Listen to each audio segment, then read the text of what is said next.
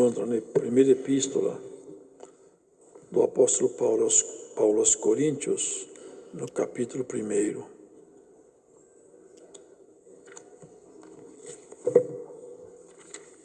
Apóstolo de Jesus Cristo, pela vontade de Deus, e o irmão Sóstenes, a igreja de Deus que está em Corinto, aos santificados em Cristo Jesus, chamados santos, com todos os que em todo lugar invocam o nome do nosso Senhor Jesus Cristo, Senhor deles e nosso.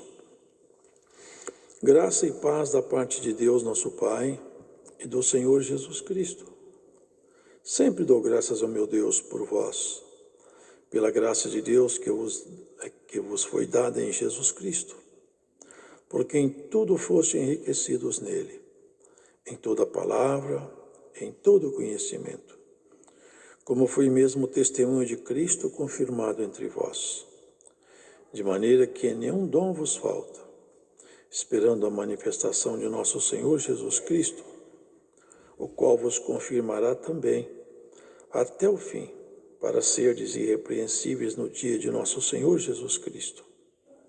Fiel é Deus, pelo qual fostes chamados para a comunhão de seu Filho Jesus Cristo, nosso Senhor. Rogo-vos, porém, irmãos, pelo nome de nosso Senhor Jesus Cristo, que digais todos uma mesma coisa, e que não haja entre vós dissensões. Antes sejais unidos em um mesmo sentido e em um mesmo parecer. Porque a respeito de vós, irmãos meus, me foi comunicado pelos da família de Cloe que há contenda entre vós. Quero dizer com isto que cada um de vós diz: eu sou de Paulo, e eu de Apolos, e eu de Cefas, e eu de Cristo. Está Cristo dividido? Foi Paulo crucificado por vós? Ou fostes vós batizados em nome de Paulo? Dou graças a Deus, porque a nenhum de vós batizei, senão a Crispo e a Gaio, para que ninguém diga que fostes batizados em meu nome. E batizei também a família de Estéfanas. Além desses, não sei se batizei algum outro. Porque Cristo enviou-me não para batizar, mas para evangelizar, não em sabedoria de palavras, para que a cruz de Cristo se não faça vã. Porque a palavra da cruz é loucura para os que perecem, mas para nós que somos salvos, é o poder de Deus.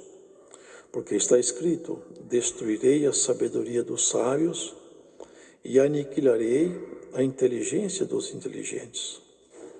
Onde está o sábio? Onde está o escriba?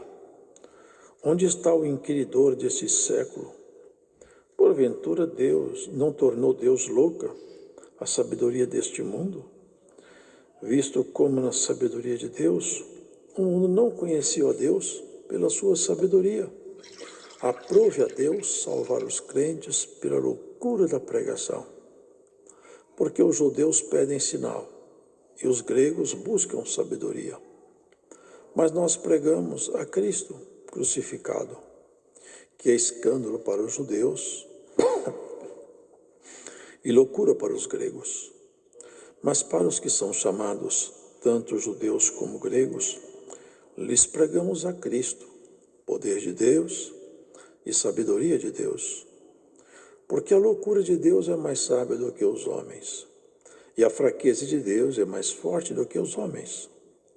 Porque, vede, irmãos, a vossa vocação, que não são muitos sábios segundo a carne, nem muitos poderosos, nem muitos nobres que são chamados.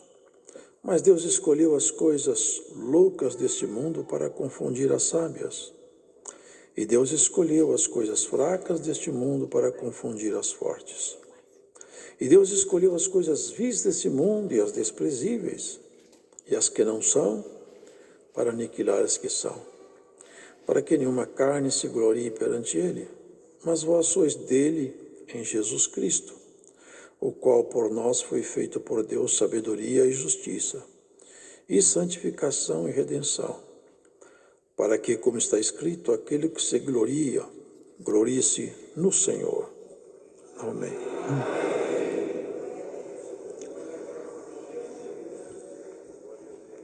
Nessa carta, irmãos, se vê a preocupação do apóstolo com a conduta daqueles irmãos que iam bem.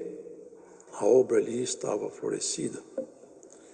Ali se vê que o apóstolo tinha feito um trabalho e o resultado do trabalho era muito bom. E havia aqueles santificados ali naquela igreja em Corinto e que invocavam o Senhor, e para ele era sua alegria. Porque ele, como um construtor sábio, ele sabia onde colocar as bases da construção, que era Cristo. Por isso ele se dirigiu a essa igreja, chamando de Igreja de Deus, que estava em Corinto. Porque a Igreja de Deus é composta de todos os que serão salvos, chamada Igreja Universal. Todos aqueles que ficarem fiéis na fé e tombarem na fé serão salvos e comporão a grande Igreja Universal de Cristo. E ali tinha uma parte dessa igreja, a qual ele se referia, a Igreja de Deus que está em Corinto, aos santificados em Cristo Jesus, chamados santos. Porque para nós fazermos parte da Igreja de Deus, é necessário que nós sejamos santificados. Quem não é santificado, ele ainda não integra a Igreja de Deus. A Igreja de Deus é o corpo sacerdotal de Jesus. E quem não está santificado ainda não está integrando esse corpo na sua plenitude e na sua totalidade. Ainda é um membro doente, ainda é um membro enfermo, ainda é um membro que precisa de tratamento.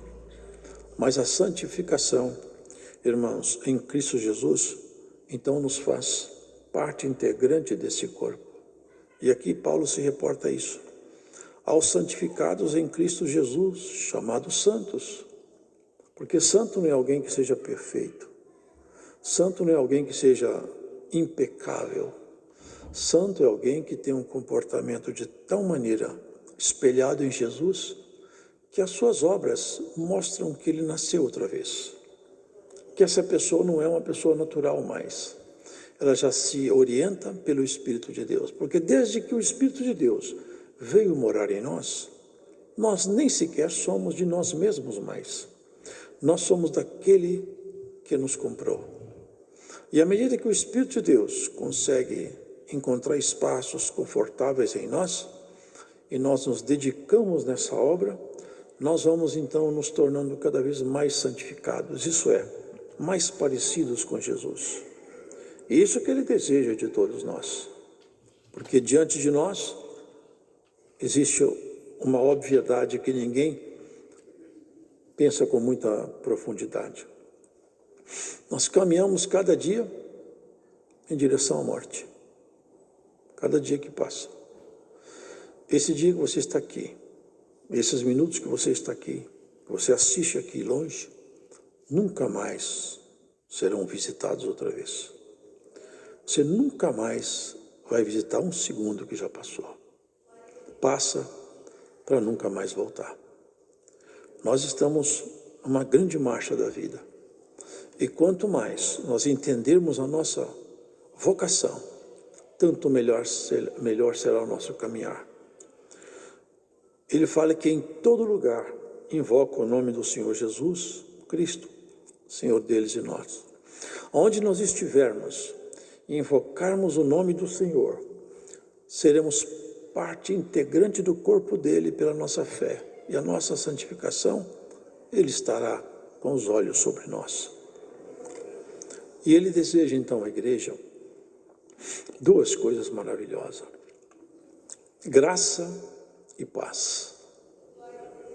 A graça é esse poder maravilhoso que o Espírito de Deus nos traz, transformando o nosso jeito de viver e nos dando capacidade de enfrentar o pecado e essa resiliência de encontrar dificuldades e não desistir. E a paz, que faz com que o ambiente seja pacífico. Quem tem paz aonde ele está, o ar leve.